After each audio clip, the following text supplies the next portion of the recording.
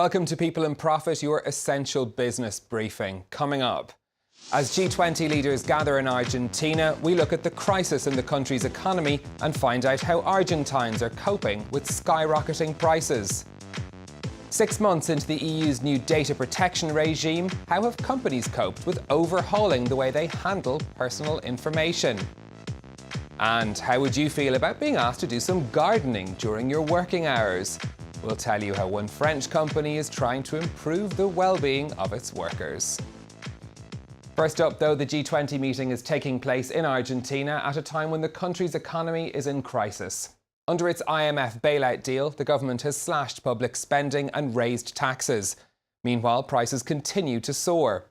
Unable to afford many basic goods, increasing numbers of people are turning to barter to survive, as our correspondents now report. I got 12 of those crayons for a pack of sugar.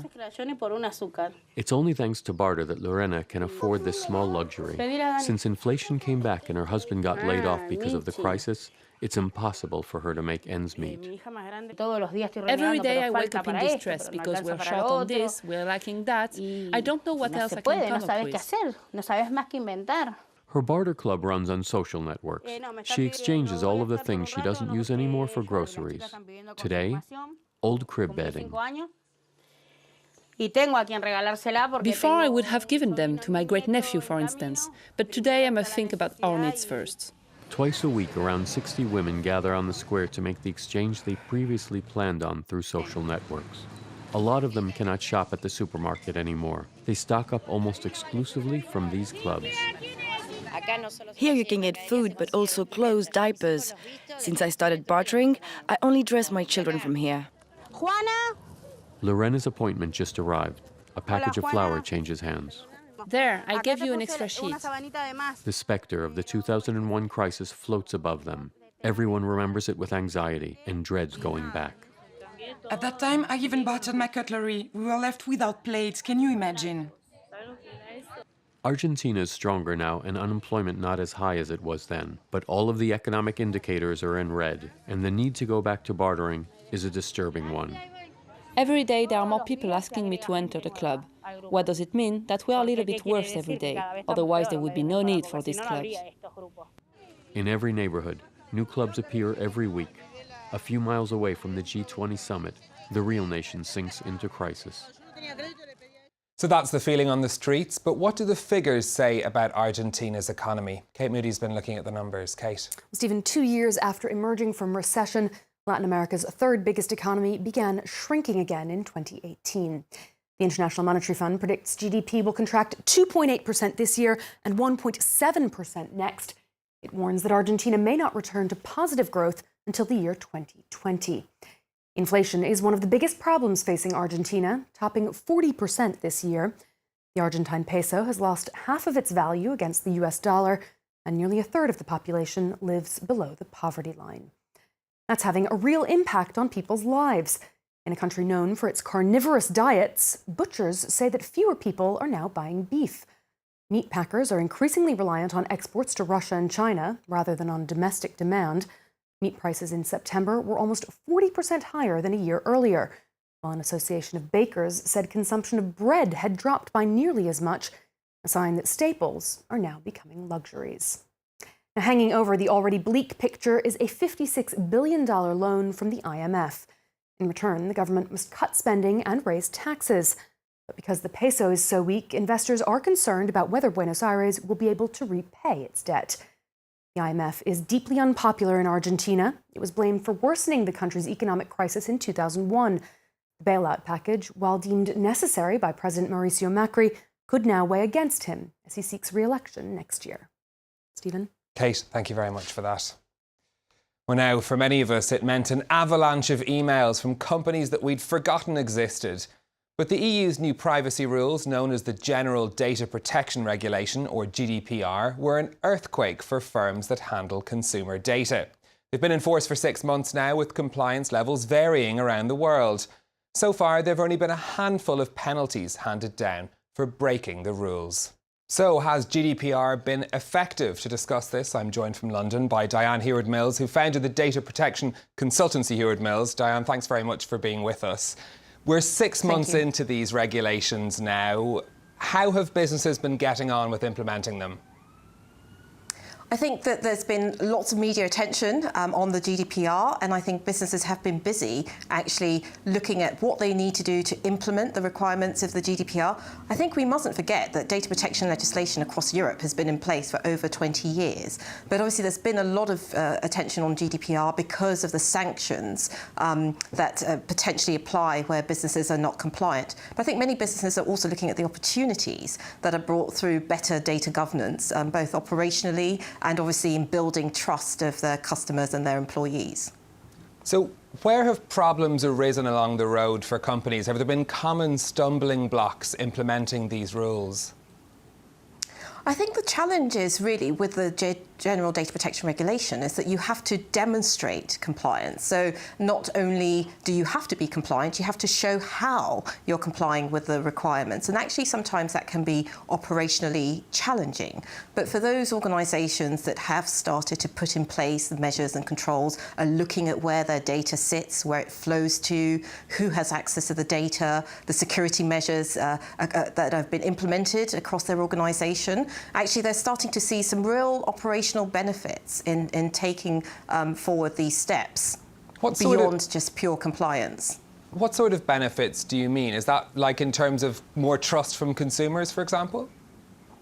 Absolutely. I think those that actually are able to build the trust of consumers and build the trust of their employees are going to be the organisations that can take the sort of marketing advantage. And I think in the digital world in which we operate, we want to be sure that the organisations that we're interacting with are able to properly manage our data and are being transparent about their practices. And speaking from the perspective of a data protection officer, that's the organisation that I've set up, I think that we are there to ensure that organisations are indeed holding true to their values and are protecting data in the way in which they perhaps state that they are doing so on the privacy notices and in the communications with employees and with customers. There were fears in advance of these regulations coming into force that European companies would be at an unfair disadvantage compared to companies in America, for example, that are handling huge amounts of customer data as well. 6 months on, is that feeling still persistent, do you think, that it's been a disadvantage for some companies to have to put this in place? I think it's clear that actually Europe has set some very high standards around data compliance, and other regions are following the same because it's recognised that across the globe individuals are concerned about their data, are wanting to ensure that organisations are being transparent in their practices, and a recognition that actually misuse of data can have such a devastating effect, in particular even in terms of the democratic vote. So this is not just an area that impacts commerce, it's an area that impacts government, and it's an area that impacts across the board. And other regions, including the US, actually, we're starting to see that there is recognition that this is an area of huge importance, and that those jurisdictions, those regions that have good data practices in place are going to encourage innovation. They're going to build trust with citizens. They're going to be building trust with consumers and with employees, as I mentioned, and will ultimately gain an advantage and demonstrating that they are sort of best in class when it comes to protecting data and the rights and freedoms of individuals. OK, Dyann Heward-Mills of the consultancy Heward-Mills in London, thank you very much for speaking to us. Thank you. Now, from beanbags and free breakfasts in Silicon Valley to a green-fingered initiative here in France. Companies are increasingly looking to invest in the well-being of their employees. A factory producing light bulbs near Toulouse in the southwest of the country has established an organic farm on site, encouraging its employees to get back to nature during their day's work. Olivia Salazar-Winspear tells us more. A bumper crop of organic tomatoes means that Emmanuel's hard at work, but pruning and picking is not technically in his job description. I do this during work hours in the morning, or I come in a bit earlier, depending on how much work there is to do in the greenhouse. And your pay stays the same? Yes, it's on top of my work. Do you like it? Yes, if not, I never would have agreed to it. Emmanuel works in a factory producing LED light bulbs. The company's nature-loving CEO believes organic farming contributes to his staff's well-being.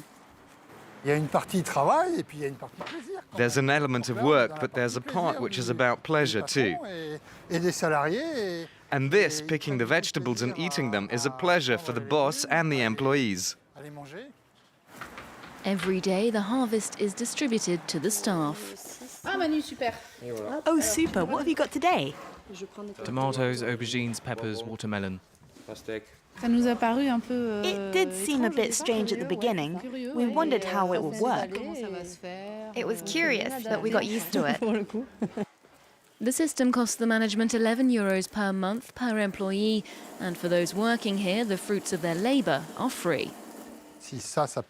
If it can help our staff's well-being and mean they're in a good mood, then it can only be a good thing for the company.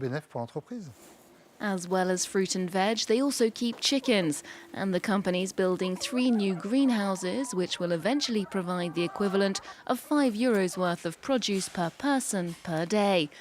A bright idea that should keep staff happy and healthy too. Well, that's it from us for now, but you'll always find the best of our business coverage on our Facebook page, France 24 Business, or you can tweet me with your comments at @NewStephen. Until next time, thanks for watching.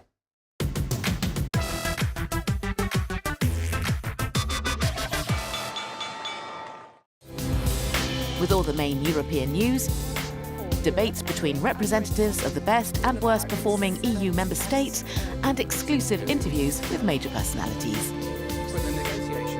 Talking Europe, presented by Catherine Nicholson on France 24 and France24.com.